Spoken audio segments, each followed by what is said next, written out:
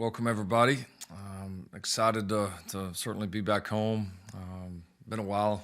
I don't know that team's ever gone 6 straight weeks without, or 6 weeks in between home games in a regular season. So certainly been a fun stretch, though. Guys have played well, gotten a lot better throughout all these last several road games.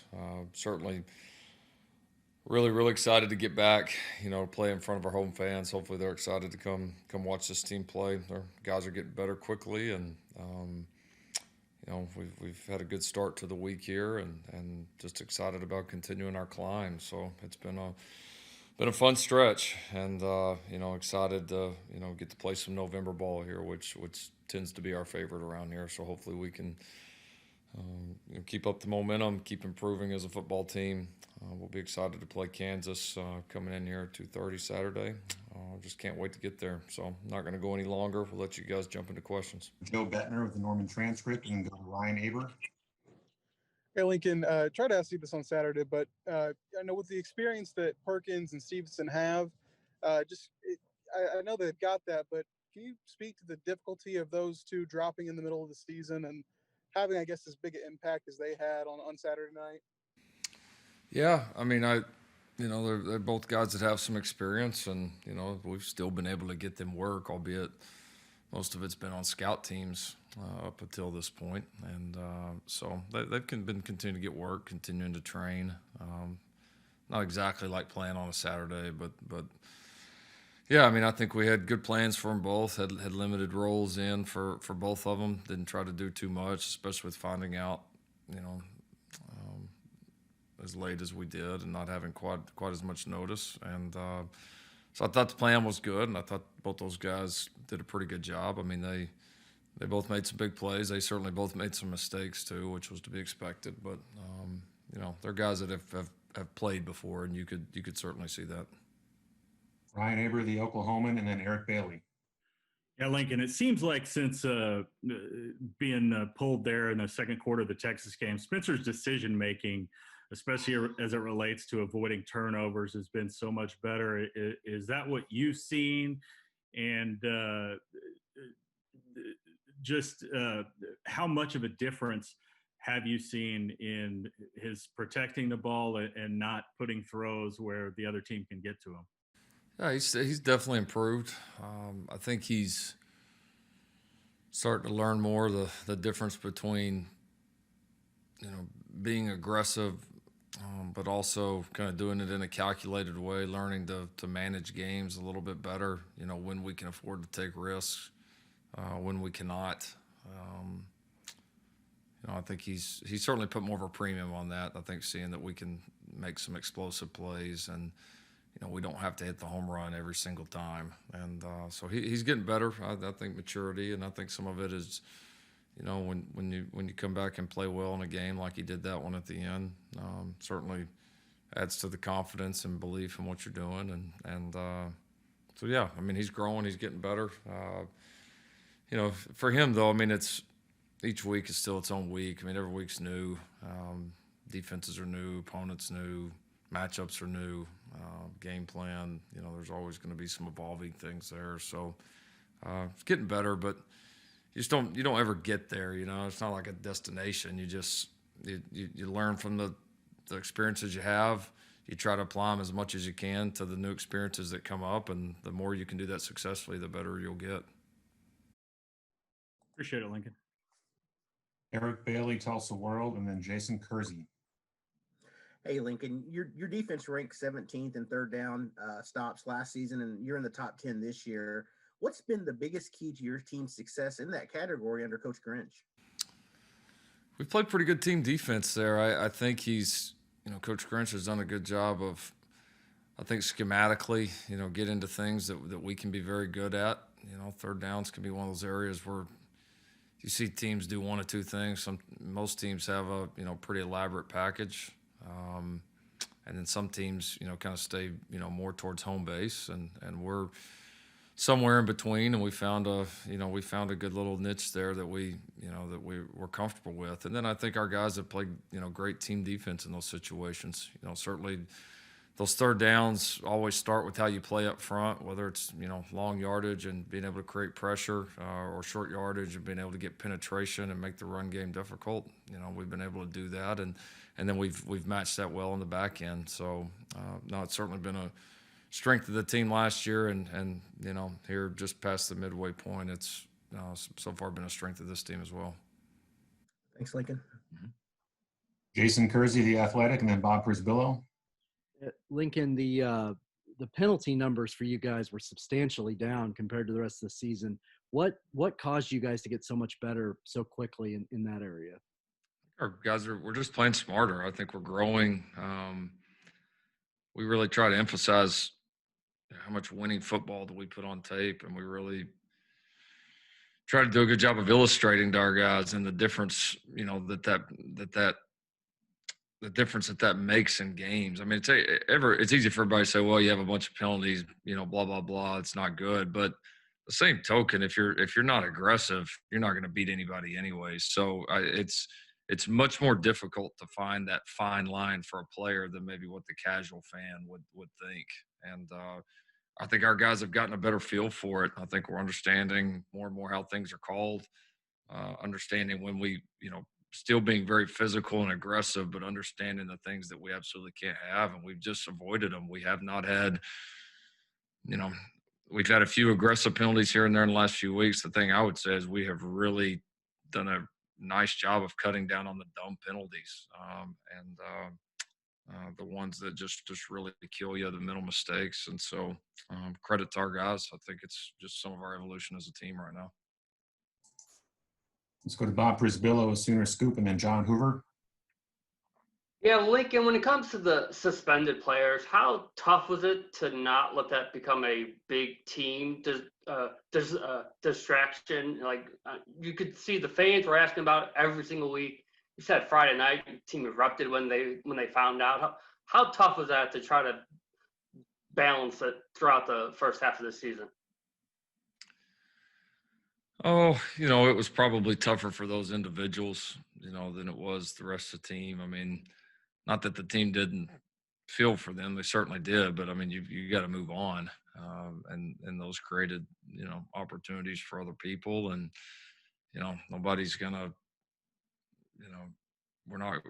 I think we determined ourselves we weren't going to use it as a crutch. It was what it was, and so I don't know that it was a super hot topic around here. I mean, we just kind of went with the mindset that, whenever we have them, that's great. But if we don't, it's no different than a player getting injured or anything else happen. You just have to deal with it. So probably a lot tougher on those individuals in the end. John Hoover with SI Sooners, and then Caleb McCurry. Hey, Lincoln, on that topic with Randre and Ronnie back last week, I'm wondering if you can elaborate on Trajan Bridges' situation, what's different about it, what you've heard back on him, and if you expect him to play at all this year. Also, can you provide any update on LaRon Stokes' availability? Yeah, Trajan, kind of like we've said a bunch, that this process is not quite as clear cut or as easy as maybe it could or should be. I would say Trajan's still in that process right now, so we'll see how that unfolds. LaRon wasn't available, obviously, last week. Got a little banged up the week before. Potentially available this week. I would list him as questionable right now. We'll see how he proceeds. Mm-hmm. Caleb McCurry, OU Daily, and then James Hale. And with today being election day, how much does this team really look forward to this day? Not because, of course, it's a day off, but because for months they've been really vocal about voting rights.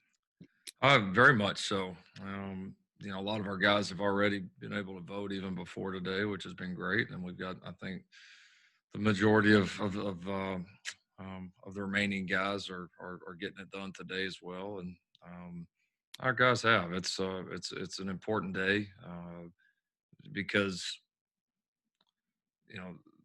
our guys want to be heard, and they've wanted to make a difference. And so it certainly is important. And I think for our guys, I mean, regardless of the results of this thing, just the fact that we've been, as active as we've been, our guys have done it with such class. Our guys have, I think, helped educate other people. I know, the majority of our guys, if you were to take a poll of how many players on our football team voted in the last presidential election versus this one, it's probably going to look a lot different. So it shows guys have gotten educated and really, this matters really meant something to them. And I've been proud of the way they've handled it and excited for them to all have that opportunity today. Thanks, Lincoln. Mm-hmm. All right, we'll go to James Hale with KREF and then Brandon Drum. Lincoln, it looks like that your team is really together. It looks like they really enjoy playing. I say that because they've gone through so much with COVID and everything just to get on the field. And here you have these, three guys that, violated rules or whatever happened to them, and they weren't allowed to play. And yet, as soon as they came back, even though it might take some playing time away from a player or two, they were ecstatic. As you pointed out, they almost tore the place apart celebrating. Could you talk about how together this team is and how close-knit this team is? Because it looks like they're really close. I sense that. It hasn't been the smoothest road to get there. Just in that, with the adversity that you mentioned, and then just other adversities that you just internally go through as a team. That's, we've had our rough patches too. But the thing I would say about this team is, anytime a rough patch has happened, whether it's any internal conflict, whether it's not winning a football game, whether it's COVID, whether it's social unrest, whatever it's been, there's been plenty. This team has let it bring them together as opposed to divide it. And I think that's probably been the key for us, as we've taken whatever adversity's been thrown at us, and it really has bonded us even more and more. And so I do believe they enjoy playing the game together. They've been great in practice all year. They really have, especially considering all that's going on. So I do think it's a team that wishes we had, a lot more than a 10-game season. Thanks, Lincoln. Mm-hmm. We'll go to Brandon Drum with OU Insider and then Keegan Renault. Hey, Lincoln, you said against Iowa State after the loss that you guys were close. After, you just won 62-28. How are you there yet to where you thought? I know you guys are never satisfied, but are you where you guys want to be right now, or is there still so much more that you guys think that you guys can be? No, there's definitely a lot more. That's the world of overreactions, which we get it. That's where we live in. But, you lose a game to Iowa State and everybody thinks you're the sorriest team that's ever played. And, and then you go win big and this last week, and now all of a sudden, we'll be the 85 Bears. So, it's, the Iowa State game wasn't nearly as bad as what a lot of people would think. And this one wasn't nearly as good as what a lot of people would think. Are we getting better? Yes, we are. We still go back on that film and we could throw up a bunch of great things. Certainly improvement as the year's been on, no doubt about it. I don't want to sound, too pessimistic, but at the same time, there's still a ton of mistakes on that film and a lot of things that as we go forward that we're going to have to get better, that we can get better at. And that's how you play your best ball here at the end of the season. And, so that's this team's goal, to continue to eliminate the mistakes and play as much winning football as we possibly can. Thanks, Lincoln. We'll go to Keegan Renault with Sooners Wire and then Barry Trammell. Lincoln, we kind of asked you this question a year ago, but now with how disruptive this defense has been really the last 2 weeks, is this under Alex Grinch, is this what you could have imagined this defense could become, just with the disruptiveness and how much that's helping the secondary and, the rushing lanes for the linebackers to fill and all that? It's a style we want to play. There's no question about that. Now, what we can become, I still think that's way out there, from the way we've played up to this point. But it is absolutely the style we want to play. We want a front that is aggressive, that does cause a lot of havoc, where you've got a lot of different people, creating penetration, making things difficult on the offense, and then, which then creates opportunities for an aggressive back end. And that's how we want to play. That's, I do think we're getting better and better at that. I think we're getting more and more guys that are able to help and able to understand not just the schemes, but, and I've talked about this a lot defensively, but you could tell a guy to go to a C gap, and there's a difference between going to a C gap, putting your body in a C gap, and then just dominating and absolutely just blowing up a C gap. There's two different things, and that's the mentality I think that's starting to take hold a little bit more, especially with the front. I see us more, dominating gaps as opposed to just getting there. And so it's growing. I mean, it's heading in a great direction, no doubt. And we would expect it to continue to get better. Thanks, Lincoln. Gary Trammell, the Oklahoman, and then Garen Emig. Yeah, Lincoln, you got a little bit more knowledge, I think, of the Kansas program than other teams you play since your brother spent 3 years there. It's a struggling place. From an outside perspective, what can Kansas do to get going? I mean, we're looking at more than a decade now of really struggling to get anything going. What does KU need to build up their program? Oh man, I'm not an expert on it. I mean, I've certainly known some people that have been in the middle of it, but there's a difference between just hearing about it and living it. So I don't want to speculate too much. I mean, I know they've, over the years have had some, they've had some big wins, and then they've had, several, even now just thinking back like to the Texas game last year, I can think of several where they've been just right on the doorstep of maybe breaking through. And it's hard. It's hard to whatever point your program's at, regardless of what it is, to break through that next step is never easy. And a lot of times it's, one key moment, one key game that can really spur you on. And so, I think, I've seen them close. I know they got a darn good coaching staff. I know they got a supportive group out there. So, I mean, from an outside perspective, I would think, certainly could happen anytime. I think they've been right on the doorstep multiple different times in the past several years. Garen Emig, Tulsa Whirl, and then Kerry Murdoch. Lincoln, last week with the beat guys, you addressed a personal sort of evolution about an issue related to your players. A lot of times when coaches change over the years, we think in terms of just football, schemes, philosophies, and whatnot. You brought to mind something that has to do with the team, but not so much on the field, but off. How do those two sides of coaching evolution, if you know what I'm saying, relate? Is one just as important as the other for a coach to grow and get better and more comfortable in this program? Oh, I'd say the football side of it's probably the easier side. That's handling all these guys deal with outside of football and the world around them and environments, cultures.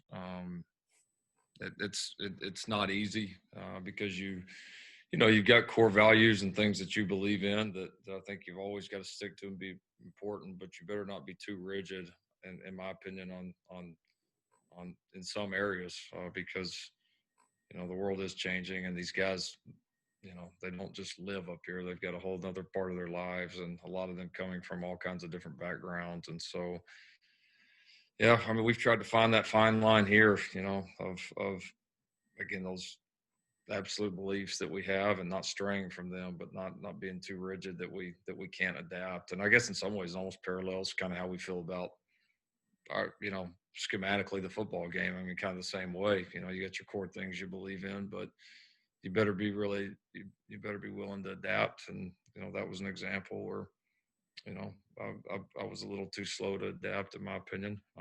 But the world's changing, and you gotta, we can't just stick our head in the sand and pretend like we don't see it. Okay. Appreciate it. Mm-hmm. Kerry Murdoch, Sooner Scoop and WWLS, and then Myron Patton. Hey, Lincoln, I'm curious. I know everybody kind of develops in their own pace, but what have you seen from Theo Weiss this year in just terms of his development and maybe even how much Spencer has kind of played in a role in him kind of developing as a receiver, really a bigger playmaker for you on the offense this year? Yeah, no, he's doing well. I thought he had some key moments last year, really gave him some confidence. He played well. Against Baylor up there in the comeback game, played pretty well in the bowl game. so had some nice plays for us. And then I think his confidence is growing. He's starting to, I think, really run routes more aggressively. I think he's playing faster, a little bit more physical, which has been good to see. And, it's at that position, so much of it is about confidence because it becomes a game of one-on-one matchups. And when you're playing fast and aggressive and you're a talented, guy like Theo is, that's going to be a tough combination to stop for anybody one-on-one. So, no, our confidence in him is developing. Certainly Spencer's, our quarterbacks, is as well. So it's been a nice evolution, and he's certainly getting a lot better, and I think gaining a lot of steam along the way. Thanks, Lincoln. Mm-hmm. Myron Patton, Fox 25, and then Jenny Carlson. Yeah, Lincoln, how much of your offensive improvement has to do with your offensive line? I remember the Kansas State game. I don't know if they actually got to sack Spencer a lot, but it seemed like the offensive, the pocket was always kind of closing in on the second half of that game. And it looks like the last few games he's kind of had the ability to kind of stand back there and just find a receiver. He's rolled out some, but how much is that the offensive line? How much of that is maybe just his own force? The O-line's done a good job. I think we've strung together several pretty good weeks in a row. I mean, I think a lot of it is that I think our older guys have really started playing some quality ball, starting to play the way that we would expect them to play as a unit. I think there's more cohesion within the unit. And then when we have played younger players, they've been ready to go in there, play more mistake-free. Our younger guys are very talented. Physically they match up with just about anybody, even though they're pretty young. But those guys have been able to come in, still take quality snaps and play more mistake-free. And so I think that's, I think the group has improved. I think there's no question they've played cleaner for us. We've needed them to. I mean, to be a great offensive football team, you better be pretty darn good up there. So we're heading in a great direction. And I think the competition that we have right now at a lot of those spots has been a big part of it, because guys know, whether you're got started a bunch or, guy's really talented player or whatever, that if you're not playing at a high level, somebody else is going to be in there. And so that's a good spot to be in as far as a competition standpoint. Jenny Carlson with the Oklahoma. Hey, Lincoln, I wanted to ask you about Randre. I know you guys signed him out of junior college, but were you aware of him at Centennial in Vegas, or was that more of a late on the radar? And if you were aware of him in high school, is he similar now to what he was then? He's such a big guy. Was he that way when you first saw him? We weren't, Jenny. We weren't aware of him in high school. Wasn't a guy that we recruited. He caught our eye. Well, we decided, would have been now almost 2 years ago, but we decided that at that point that we were in the market for potentially a JC running back, and started looking around. And we especially liked the thought of bringing in a little bit bigger body, at that time. Not that we were small, but at that time we were starting to look for those guys. And he got recommended by a couple of contacts that we have out on the West Coast that had seen him play in person and thought he was pretty impressive. And we watched the film, loved the tape, got a chance to get around the kid. And it came together quickly. I mean, I remember we offered him, recruited him for a little bit. He came in out here, liked it, and ended up committing. And had several schools that didn't want him to sign early, because I think that was the year we had the first early signing date. And there were several schools that didn't want him to sign early, wanting to wait and come visit them in January and have a chance to sign him in February. But he was, lucky for us, he was pretty locked in with us at that point.